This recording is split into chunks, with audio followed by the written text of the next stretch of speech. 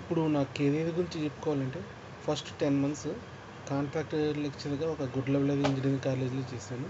So first semester computer science డిపార్ట్మెంట్లోను, second semester IT డిపార్ట్మెంట్లోను work చేశాను.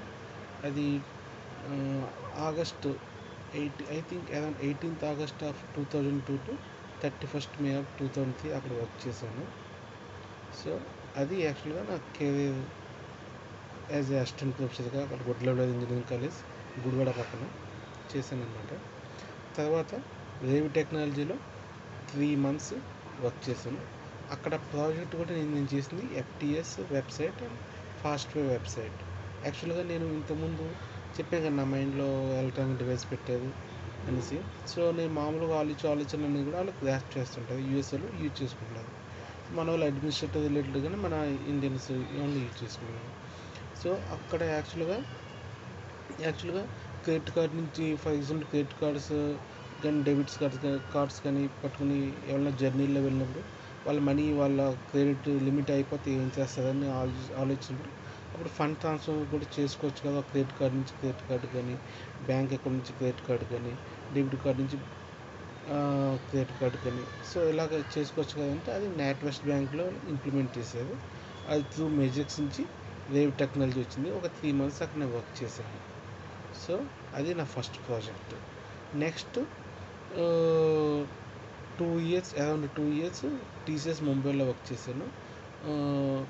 అది కూడా త్రూ నెల్టో సిస్టమ్ నుంచి. సో ఫస్ట్ టీసీఎస్ ముంబైలో ఫస్ట్ 2 ప్రాజెక్ట్స్ కూడా G health care projects, EFMI and EPO projects అనమాట. నెక్స్ట్ ప్రాజెక్ట్ ప్రిడేటర్ ప్రాజెక్ట్, అది G infrastructure. Next Capstone Infotech నుంచి 4th Shiftలో పనిచేసినమాట సైబర్ టవర్స్లో ఇన్ హైదరాబాద్లో. నెక్స్ట్ సిఎంసి అక్కడ సైబర్ 4th Shiftలో మార్చ్ 2006 నుంచి అక్టోబర్ 2006 దాకా చేశాను. టీసీఎస్లో మే 2004 నుంచి మార్చ్ 2006 దాకా చేశాను త్రూ నెల్టో నుంచి.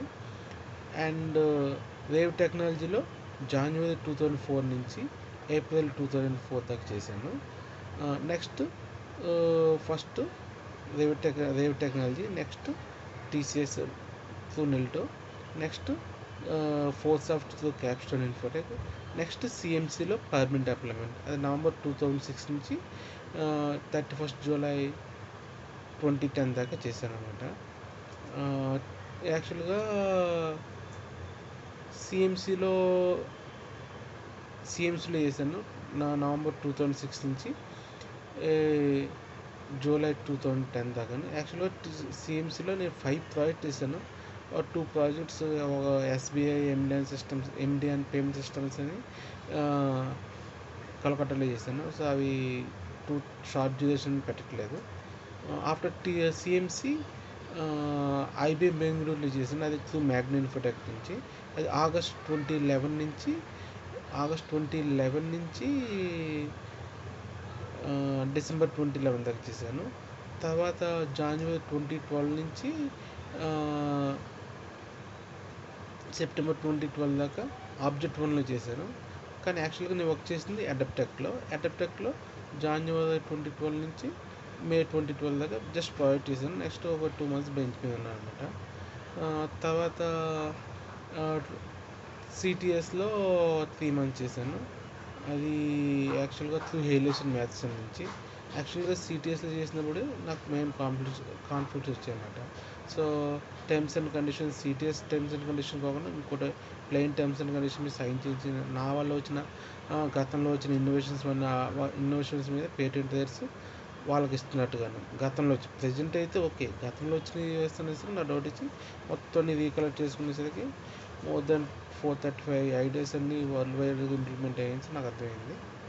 So it's not a problem. But నా వల్ల వచ్చిన ఈ ల్యాప్టాప్ కానీ, స్మార్ట్ ఫోన్ కానీ, ట్యాబ్లెట్ కానీ, digital camera, digital video camera, digital MP3, ఈ ఐఫోన్, ఐప్యాడ్లు కానీ, ఇవన్నీ నా ఈ ప్రాసెస్లోనే నేను ఇచ్చినవి. సో అట్లా నాకు పేటెంట్ రైట్స్ రావాలి. అట్లీస్ట్ 1%, $100 నా వల్ల వచ్చినట్టు 1% ఎక్స్పెక్ట్ చేయడంలో తప్పేం లేదు. 1% ఇన్కమ్ ఎక్స్పెక్ట్ చేయడంలో తప్పలేదు. సో సిటిఎస్లో వెల్ఫేర్ అండ్ హెల్త్ కేర్ది చేశాను ఒక 3 months. తర్వాత మహతి సాఫ్ట్వేర్ విశాఖపట్నంలో 10 lakhs ప్యాకేజ్ ప్రధానంతో అక్కడ ఎండిఎన్ పేమెంట్ సిస్టమ్ కూడా విశాఖపట్నం రుషికొండ హిల్స్లో మహతి సాఫ్ట్వేర్ నుంచి చేశాను అనమాట. యాక్చువల్గా ఆఫ్టర్నూన్ షిఫ్ట్ కింద తీసుకున్నది. తర్వాత 1 month తర్వాత నైట్ షిఫ్ట్ చేంజ్ చేశారు.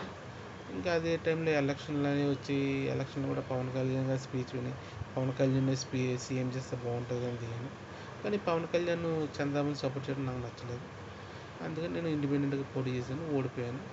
సో అగైన్ కొన్నాళ్ళు హైదరాబాద్లో వచ్చి మళ్ళీ ఇంటికి వెళ్ళి మా ఫాదర్ సపోర్ట్ చేసి ఇంకా అలాగా అయ్యింది. ఇప్పుడు మళ్ళీ అగైన్ ప్రజెంట్ ఆన్వర్డ్స్ బాగా జాబ్లో బాగా ట్రై చేస్తున్నాను. So let's see what will happen.